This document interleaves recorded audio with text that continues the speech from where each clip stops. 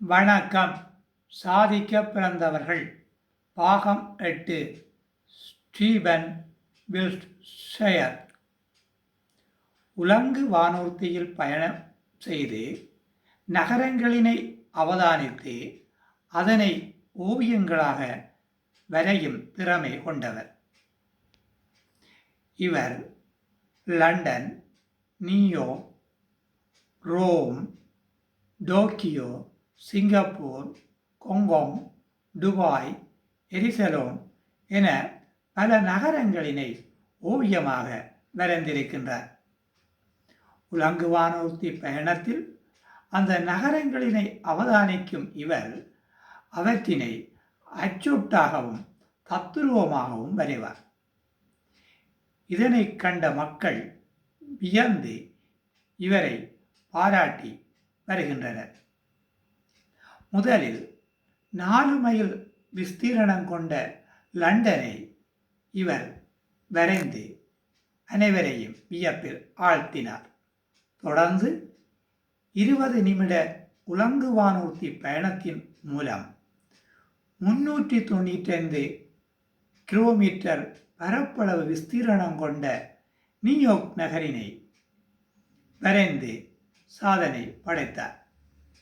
இவர் இந்த நகரங்களினை வரைவதற்கு கேன்வஸ் துணியினை பயன்படுத்துவார். இவரது திறமையினை கண்ட கலைஞர்களும் உலகத் தலைவர்களும் இவரை பாராட்டி கௌரவித்தனர். 2006ஆம் ஆண்டு எலிசபெத் மகாராணியார் இவரை பாராட்டி கௌரவித்திருந்தார். இவரது ஓவியங்கள் லண்டனில் உள்ள ஓவிய கலை கூடத்தில் காட்சிப்படுத்தப்பட்டிருக்கின்றன. அங்கு சென்று பலரும் அவற்றை பார்த்து ரசித்து வியந்து பாராட்டி வருகின்றனர். ஸ்டீபன் வில்ட்ஷயர் 1974ஆம் ஆண்டு இங்கிலாந்தில் உள்ள லண்டன் நகரில் பிறந்தார். இவர் ஓட்டிச பாதிப்புக்கு உள்ளானவர். பொதுவாக ஓட்டிசம் என்பது ஒரு அறிவுசார் குறைபாடு.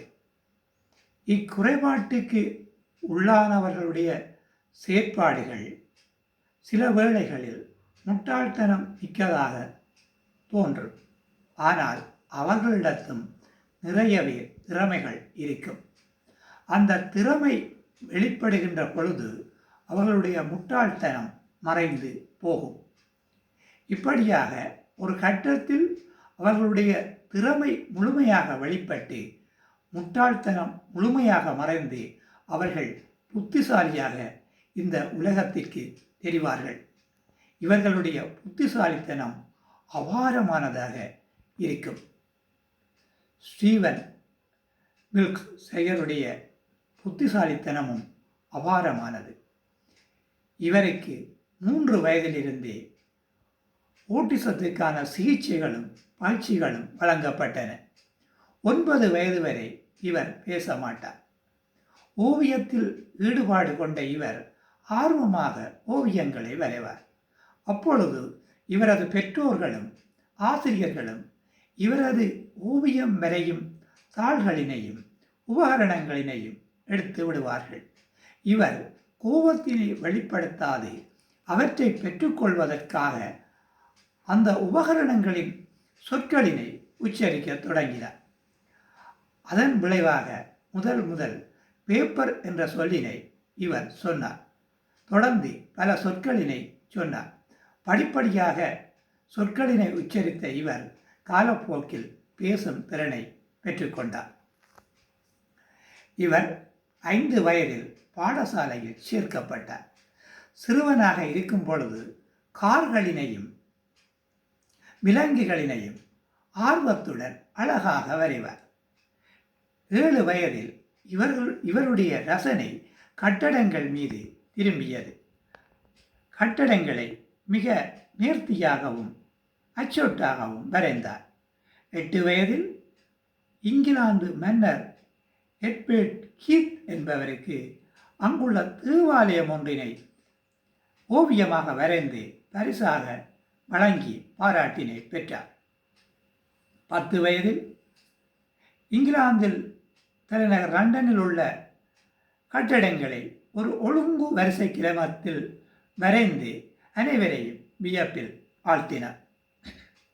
இவர் ஒரு ஓவியர் மட்டுமன்றி ஒரு கட்டடக்கலை கலைஞராகவும் திகழ்ந்தார்.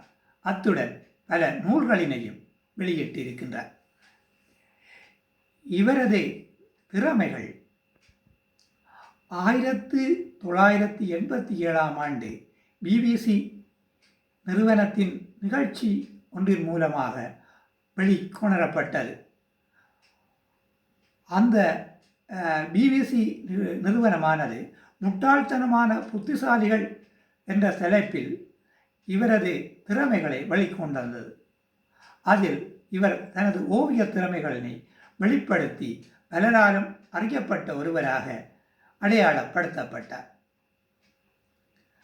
1998 ஆண்டு லண்டனில் உள்ள ஓவிய கல்லூரியில் பயின்று பட்டம் பெற்றார். இவர் ஒரு ஓவிய பட்டதாரியாகவும் விளங்கினார். இப்படியாக ஓவிய பட்டதாரியாகவும் கட்டடக் கலைஞராகவும் விளங்கிய இவரை உலகத் தலைவர்கள், கலைஞர்கள் உட்பட 2006 ஆண்டு எலிசபெத் மகாராணியார் அவர்களும் பாராட்டி இருந்தார். ஒவ்வொரு மனிதனுக்குள்ளும் ஏதோ ஒரு திறமை ஒளிந்திருக்கும். அந்த திறமை கண்டுகொள்ளப்படுகின்ற பொழுது அவனை உலகம் கண்டுகொள்கின்றது. சிலர் ஆடுவார்கள், சிலர் பாடுவார்கள், சிலர் ஓடுவார்கள், சிலர் பேசுவார்கள், சிலர் எழுதுவார்கள், சிலர் நீந்துவார்கள், இன்னும் சிலர் சட்டத்துறை, இலக்கியத்துறை, பொறியியல் துறை, இயற்பியல் துறை, இரசாயனவியல் துறை, மருத்துவத்துறை, கணிதத்துறை என ஏதோ ஒரு துறையில் திறமை மிக்கவர்களாக இருப்பார்கள். இப்படியாக திறமை மிக்கவர்கள் உலகத்திற்கு அடையாளப்படுத்தப்படுகின்ற பொழுது அவர்களுடைய பெயர் பலராலும் அறியப்படுகின்றது. எனவே அவர்களுடைய திறமை அவர்களால் இனங்காணப்பட்டு வெளிப்படுத்தப்படுவதனால் அவர்கள் இந்த உலகில் திறமைசாலிகளாக வலம் வருகின்றார்கள். நன்றி.